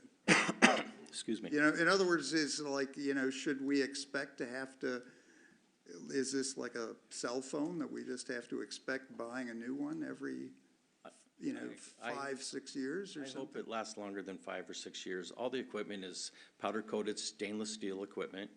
Yeah. It's all gasketed. It all has heaters within it to keep the moisture and condensation out of it. So we have that internal. The equipment we have now is all circuit boards, chips, and things like that, which Saltair really doesn't care for, didn't do it. The machinery, if you go down there, the machinery is still there. It's everything else that's within it that is no longer supported or can get parts for. No, I get it, but it's like when you buy like an F-150, okay? The Ford is legally required to keep parts on hand for 15 years or something like that. There's a law. So I'm just saying, is this thing, or is there some kind of notion that this company will have parts, in 10 years or 5 years, or do we just simply have to expect that there are going to be ongoing replacement costs for, or we'll have to replace the whole thing with a new gizmo, like people get a new computer every few years? Yeah, I understand. I'm hoping this is going to last for quite some time. Of course, it would last longer if I could put covers over it, just like my car. If it was in the garage, it lasts longer. But there's no way to do that with the way we have large trucks and boats with trailers 10, 15, 20 foot wide, different things like that. We're pretty confident now that everything's gonna be cloud-based and there's less actual parts and machinery inside of there, that'll be lasting longer. Okay, well, let me put it another way. Are these standardized, are these off-the-shelf parts, or is it bespoke? You know, I mean, It's some of it's prepared, thank you, whatever, thank you, and some of it's off the shelf. So there's a lot of the mechanical are off the shelf, and some of the software issues are not. how long have they been in business? 95 years. They've been making parking gates for, okay, yeah. No, the parking company has been in for 95 years. Their executive salesman has been in the parking industry and selling parking equipment for over 45 years. They have technicians in Redondo and in Federal Way. And I received an email, if you would like me to read it to you this morning or yesterday, about a very nice email from Climate Pledge about their 4 technicians that have been working down there, and their equipment down there has been installed for a few years now. Sweet, so hopefully, last question, this is a sort of hopefully it's a softball, but it sounds like it's got very sophisticated software. Would it be possible, not saying, you know, but is the potential to have some kind of resident pass or to do that kind of thing? Yes, there's three ways we're looking at this, is the credit card itself, the function of the credit card with the tap and all that other stuff. We have an access pass for all of our tenants, and we also sell that to the residents. We're hoping to sell, I'm not gonna put a number on there, so please don't quote me, but let's just say I sell you that resident pass for $40, and you wanna pay $50, which will allow you at both parks, the Redondo Park and the Marina Park. Or it's just one price and it gives you access to both parks. And then the third thing is we're installing the LPR, which stands for license plate readers. So as soon as you pull up to the machinery, the loop sensors in the ground, if you register your license plate with the marina, because you bought a pass, when you pull up over that loop sensor, it'll take a picture, it'll take a photograph of your front license plate immediately, and if it's registered, the gate will go up. Okay, here's the follow-up. Do we have control over that database? In other words, let's say we want to add a resident or something like that. Do we call them and they make the change, or do we have a little computer program where we can manipulate all of that? It is all ours, yes. Sweet. It'll be ours, yes. Okay, thank you. Thank you. Wow, Councilmember Simons, go ahead. Yeah, not to beat a dead horse here, but is there a warranty? 2 years parts and service. Okay. And after that, what is the cost? I believe we can probably go into contract for a longer service. I'm not sure about the parts, you know, but I'm sure we can go in for a contract for a longer service if need be. Okay, great. Thanks. Thank you. I only had one other question than all of them that got asked, so sorry, I'm gonna have to shorten my list. Okay. So, you know, All I was good. planning on 12 or 15. We'll stick to one. So one of the biggest things was people like to drive through the arms. Yep. Are you gonna just keep a couple of those around just in case somebody likes to make them a hood ornament or something? Yeah, that's one of our things. We, over time with the old system, you know, they're 12-foot arms, someone bends it and off it goes, now it becomes an 11-foot arm. And then it becomes, okay, if a car can drive around, it's time to replace. So, but we do keep quite a stock on hand. And that's the other thing about this company, it's in Bellevue. We can drive there, we can take parts to them, we can purchase parts from there. It's not being shipped in or anything else. Fantastic. Any other questions before we take a vote on the motion? Councilmember Oxiger. This is not so much a question as just making it clear for the public, according to the contract, this will be in 90 days? Supply chains, I'm hoping for that, that's what they're saying, but you never know how supply chains work. But as soon as we get a contract signed, they say between 60 and 90 days. Okay. So the marina could be in there. Redondo will probably be later, as I'll be working with the construction with Andrew. Okay, when you say later, beyond the 90 days? For Redondo. Okay. We'll have the equipment, but we got to get the infrastructure put in. Okay, do we have any kind of an estimate for when it will be in at Redondo? Not at this time, I'm sorry. Okay, thank you. Councilmember Harris. So I would make a motion to move this to a second reading before we vote to approve the contract. This is exactly the kind of thing that I will certainly think of things 5 minutes after I go home, and I'm sure that there will be residents, especially in the Marina District, who will think of things I haven't thought of, and I can't think of a reason why we wouldn't. So I have your motion. yeah. Do we have a second? Seeing none, Dax dies from a lack of a second. So now we'll be voting on the original motion. All those in favor of this motion, raise your right hand. Passes unanimously. We move on. All right. Moving on to new business, also introduction of items of future consideration. This is the time for proposing new items that have not previously been before the council for discussion on a future agenda. This is not a time for questions about old business. Council members can submit questions or seek updates on previously discussed business to the city manager at any time. Do any council members have new business that they would like to propose? Seeing none, we will move on to council member comments, and I will start with council member Steinmetz tonight. Thank you, Mr. Mayor. Yeah, one of the, I had the pleasure last night of going to the Sound Cities Association networking dinner with the mayor and the deputy mayor. They had a fascinating speaker who's an associate professor at the Information School at the University of Washington named Jevin West. He has written a book that is called Calling BS. He spells it out a little bit more, but adds some asterisks to it. The Art of Skepticism in a Data-Driven World. And the focus on it was really sort of how do you resist strategic misinformation and promoting a well-informed society and sort of strengthening democracy. I know that I think the deputy mayor purchased the book today, and you know, I'm hoping that she'll share it after she's done, because it really was fascinating stuff. But you know, there's just there's a lot of misinformation going on.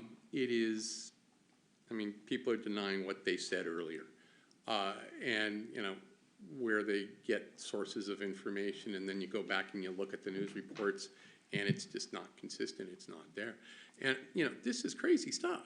This hurts the city. One of the things that his data showed us was that although trust in government is dropping, local government all rates higher than the national or state governments. And as a consequence, there's just, when somebody starts putting out misinformation, it hurts the city. It's bad for the city. And you know, you need to get things correct if you're going to put information out there. So, as I said, it is, you know, the campaign season, you know, the election's coming right up. Take everything you hear with a grain of salt right now. It's just, you know, and if you can get the book and read it, you'll be better for it. So, otherwise, we haven't had any committee meetings. So, you know, there isn't a whole lot else to report, but thank you all very much for coming on. I appreciate seeing a good turnout like this. Moving on to Councilmember Oxiger. No committee reports, thank you. Right. Moving on to Councilmember Nutting. Thank you, Mayor. No report today. Councilmember Harris. Thank you. I attended an MRSC event for electeds on community engagement, and I'll just say that electeds across the state are facing the same challenges we have here. We are not on our own, and it is good to commiserate, and if nothing else. But I attended the START meeting, which is the SeaTac Airport Roundtable, which was created for communities to engage with the airport on the various negative impacts, and it is kind of morphed into Our current representative is our ferry consultant, Peter Phillips. That's kind of a funny thing. I attended an MRSC, another elected event on electric vehicles, and there is a grant program that I will pass along to the city from Ecology, which closes on November the 20th. I hope we apply. I attended the Port Commission meeting every year. They discuss their property tax levy. They get 88 million or so every year in our property taxes, and they use about 50% of it to pay off their capital bonds. So they essentially fund their airport expansion using our tax dollars. They give back a few million every year in terms of community grants, but those grants are county-wide. So we get 80%, of the impacts, negative impacts, and we only get 1% or so of the money. But of interest is that out of those property taxes, the city of SeaTac gets $1.4 million unconstrained. It is not because of the FAA or because of, that the airport is inside their city boundaries. It's simply that they negotiated for it. And in this era of, tight budgets, it is something that I hope the city will take a look at. It is something that was originally considered going back to the 70s. Each city around the airport was supposed to obtain that kind of ongoing compensation. As the airport increased operations, our compensation was supposed to increase, and it was supposed to be structural, not grants. But at a certain point, politics changes, and we decided that getting economic development grants and so on was the ticket to paradise. And I would prefer to have the structural revenue every year. So I want to thank people for the very thoughtful public comment. And I'll close by just saying that those gates are exactly why you want the default to be a second reading, because I'm sure it'll be fine and so on. But man, given the fraught nature of the gates, it never hurts to have a second reading. Thank you. Councilmember Pennington. Thank you, Mayor. First off, thank you all for coming tonight and sticking around and for your input. So a couple of things that I want to address. I thank you for being excused the last meeting. I was mentioned in public comments, and I've also been mentioned on the blog as being a city council member and a water district commissioner at the same time, and that's true. I was, and that I set a precedence, and so I want to add the rest of the story. So, so it's true that I was there, and at a water district meeting, it was brought up that there was, and I'd been there about, I don't know, I can't remember, 2-3 years, I think, but anyway, where I was in a couple of different roles. And it was brought up at a water district meeting that, that there was a conflict of interest. And so I thought, okay, well, that hadn't been brought up to me before, but since there's a conflict of interest, what are my options? And my options were to stick around and try to maintain both positions. But, I decided what's really in the best interest of the public in general and the water district and certainly the city, of both institutions I respect very well. That same night, I resigned, as opposed to trying to fulfill an ego or whatever it may be, but I wasn't going to create this sideshow for either organization. So that's the rest of the story. As soon as it was identified, If there was a conflict with me, I resigned that same night. So that's the rest of the story to the precedent, in case anybody was wondering. So anyhow, a question for the city manager. During the budget, or during some of the public comments this evening, there was concerns about wages and the city wages. And I just want to know if our wages of our employees, whether it's a city that is a strong mayor or a manager form of government, are our wages, do they have parity with other cities, like the cities of Burien or SeaTac, or probably maybe the city of Kent, that are a close neighbor? Point of order. Well, Is this question time? no, these are my comments. I want to know, and I don't have to have an answer tonight, but I just want to know if there's parity between wages. So anyhow, and my last comment this evening is we hit the trifecta tonight with the 7-0 Club.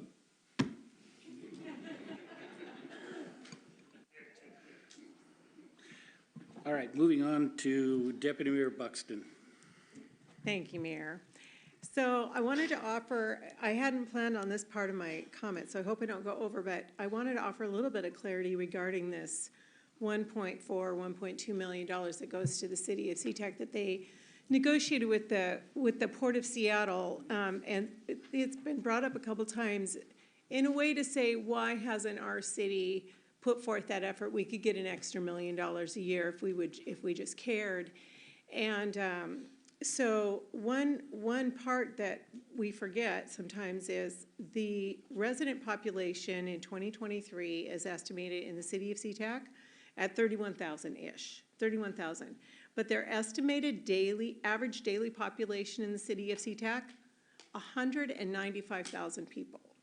So that, no matter whether something changes at 200th Street or not, that does not happen in the city of Des Moines. We cannot go to the Port of Seattle and say our population even doubles every day. And so that is a huge impact that they are able to bring to the table and negotiate for streets, roads, cleaning, garbage, public safety is huge. And there's a whole different dynamic there. So whatever they brought to the table to negotiate that, I just want to say, I think our staff and we are doing well to advocate on behalf of this city. And if there's an opportunity to get mitigation dollars, I think we're going to chase it. So enough of that for a moment. I'll get to my regular comments.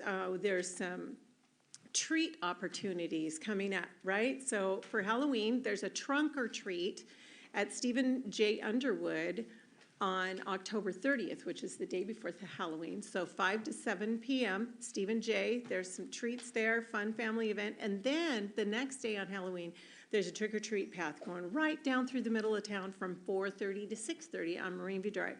And I know some of us will be there. I'll be there handing out candy and taking pictures, so it'll be fun. One interesting place that I visited this week, a great little community outreach ministry over in the south end of town. They're doing really great work in bridging people from, different, either out of prison or jail or life choices, and bridging them and bringing them back into normal societal living. I just appreciate every time there's a facility like that around either in our city or around our city. So touche to them. And it is a faith-based community. And I just want to say this about faith-based versus non-faith-based. I say this about a lot of things. There are, I think, 3 or 4 major pathways up to the top of Mount Rainier if you're into climbing. They're on the different sides of the mountain, though. Some are harder than others. They're all going to get you there. And I think it's important to recognize there are different paths to health, and some paths don't work for anybody else. I think it's important to have lots of options and work that for the people that need it. Okay, want to offer some thank yous. It's still DV Awareness Month. I'm wearing my purple. And so thank you. kind of as a segue, to all those who've provided education, support, protection, and a bridge for people that have been abused or needing help. Thank you to all those who have traveled the difficult path of recovery and no longer are abusers. We often don't think of that, and that is super hard work. Kudos to anybody who's done that recovery work. To all those who are in abusive relationships, you can do it. Create a boundary. Call somebody, reach out, call the National DV hotline. Don't wait. To all those who might be struggling with anger management and the possibility of being an abuser, you can do it. You can quit. You can change. Reach out in the same way. Also, just want to say, I tried the DV hotline, was on hold for way too long today. They will offer support for people on both sides, the abused and the abuser, but you'll just have to listen to messaging that may think that you're not going to get a conversation. You will. You'll get a confidential conversation if you call the National DV hotline, no matter what side of the relationship you're on. Go team. Thank you, Mayor. Appreciate it. Thank you. Really quick, I wanted to apologize to the community. I've been doing something with the Coffee with a Cop, and I try to do it on a monthly basis. I try to spin it around to get to several businesses. It wasn't until close into the window that I realized that the one I chose, which is Tandoori Slice, good place to eat up on Pack Highway, that they weren't open Mondays. And unfortunately, I work another job, so trying to schedule and so forth like that, it just wasn't doable. So I'm gonna reschedule them in December, and that date will come out later. But I just, I hate to do that. I like to support new businesses, and I like to be available to the public. I want the public to know I'm always available to answer questions. My phone number is on the website, and I'm more than glad to answer questions. And those that reach out to me, I will talk to every time. You said Coffee with a Cop. Oh, Coffee with the Mayor. I was looking at Coffee with a Cop, and I'm sorry, Coffee with the Mayor. It's not as high end as the Coffee with the Cop, but and you have to tolerate me a little bit. So, but anyway, I just wanted you to know, and thank you for the correction. Just to top on to Councilmember Steinmetz's comments, one of the things that this professor said was there's this Brandolini's Law, and what it is that the lie is easy. It's countering that law that takes all the time and resources, and it's exponentially greater. And it's something that, yes, misinformation becomes problematic because countering it is very problematic. With that, our next council meeting will be November 9th. Do I have a motion to adjourn? So moved. Second. Got a second? All right, so all those in favor, raise your right hand. Which meeting is adjourned? Everybody have a safe weekend.